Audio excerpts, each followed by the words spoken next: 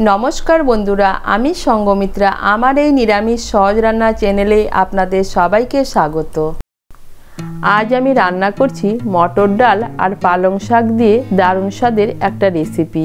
आपनारा निरामिषेर दिने खूब सहजेई बानिये निते पारेन এই रेसिपिटी। प्रथमेই पालंग शाकटाके भालो करे धुए कुचि कुचि करे केटे निয়েছি। এখন এর মধ্যে দিয়ে দিচ্ছি সামান্য একটু নুন দিয়ে পালং শাকটাকে ভালো করে মেখে নেব।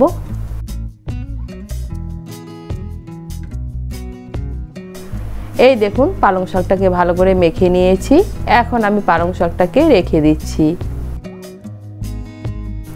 এদিকে 1/4 কাপ মটর ডাল 2 ঘন্টা আগে ভিজিয়ে রেখেছিলাম। এখন আমি মটর ডালের পেস্ট বানিয়ে নেব। তার জন্য নিয়েছি একটা মিক্সি জার, এর মধ্যে নিয়ে নিচ্ছি মটর ডাল, নিয়ে নিচ্ছি এক টুকরো আদা আর একটা কাঁচা লঙ্কা। আদা আর কাঁচা লঙ্কা দিয়ে মটর ডালের পেস্ট বানিয়ে নেব। এই দেখুন মটর ডালের পেস্টটা বানিয়ে নিয়েছি। আর এদিকে পালং শাকটাকে নুন দিয়ে মেখে রেখে দিয়েছিলাম। আর এই দেখুন পালং শাক থেকে অনেকটা জল ছেড়ে দিয়েছে। এখন জলটাকে ভালো করে ঝরিয়ে নিয়ে ডালের মধ্যে আমি পালং শাকটাকে নিয়ে নিচ্ছি।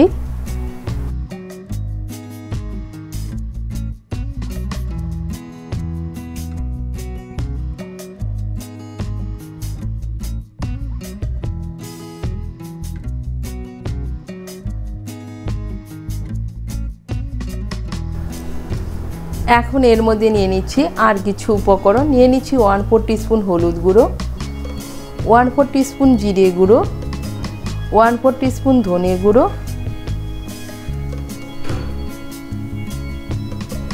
সমস্ত উপকরণ ভালো করে মিশিয়ে নেব।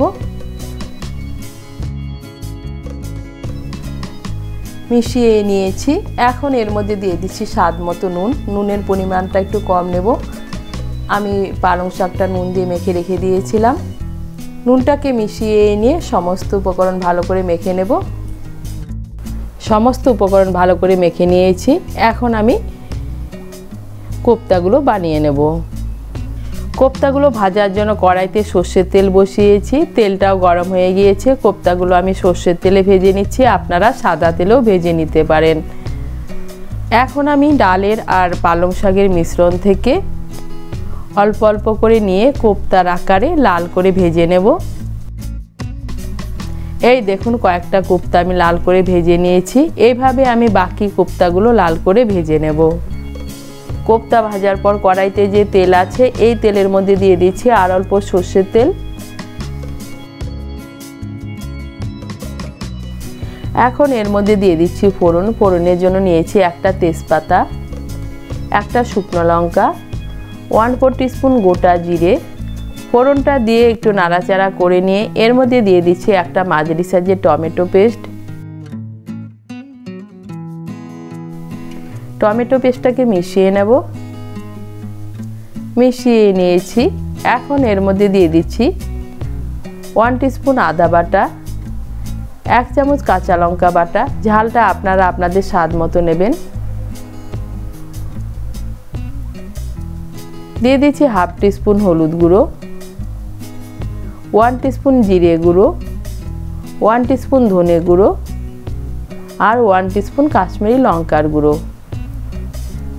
দিয়ে দিচ্ছি স্বাদ মতো নুন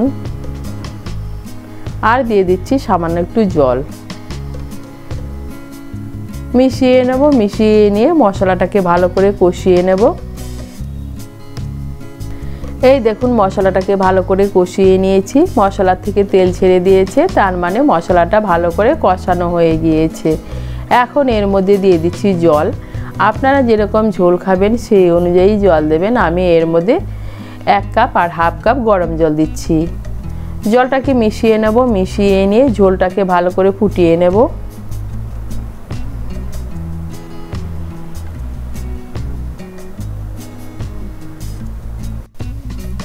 এই দেখুন ঝোলটাকে ভালো করে ফুটিয়ে নিয়েছি। এখন এর মধ্যে দিয়ে দিচ্ছি ভেজে রাখা কোপ্তাগুলো।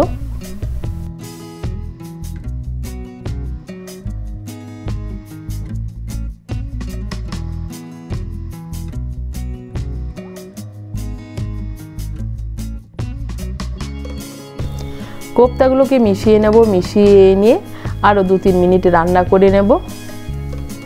কোপ্তাগুলোকে মিশিয়ে নিয়ে আরও 2-3 মিনিট রান্না করে নিয়েছি। এখন এর মধ্যে দিয়ে দিচ্ছি স্বাদ মতো চিনি। চিনিটা অপশনাল, আপনারা যদি পছন্দ না করে না দিলেও চলবে। দিয়ে দিচ্ছি 1/4 টিস্পুন গরম মশলার গুঁড়ো। চিনি আর গরম মশলা গুঁড়োটা মিশিয়ে নেব। চিনি আর গরম মশলা গুঁড়োটা মিশিয়ে নিয়েছি। দিয়ে দিচ্ছি চিড়ে রাখা 2টো কাঁচা লঙ্কা। কাঁচা লঙ্কাটাকে মিশিয়ে নেব। মিশিয়ে নিয়েছি। এখন এর মধ্যে দিয়ে দিচ্ছি অল্প ধনেপাতা কুচি।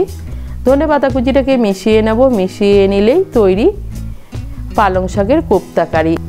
আপনারা খুব সহজেই বাড়িতে বানিয়ে নিতে পারেন মটর ডাল আর পালং শাক দিয়ে এই নিরামিষ কোপ্তা কারি। খেতে কিন্তু অসাধারণ হয়। আপনাদের যদি এই রেসিপিটি ভালো লাগে তাহলে লাইক এবং শেয়ার করবেন। আর রেসিপিটি কেমন হয়েছে কমেন্ট করে জানাবেন। আরও নতুন নতুন রেসিপি পাওয়ার জন্য চ্যানেলটিকে সাবস্ক্রাইব করে পাশে থাকবেন। ধন্যবাদ।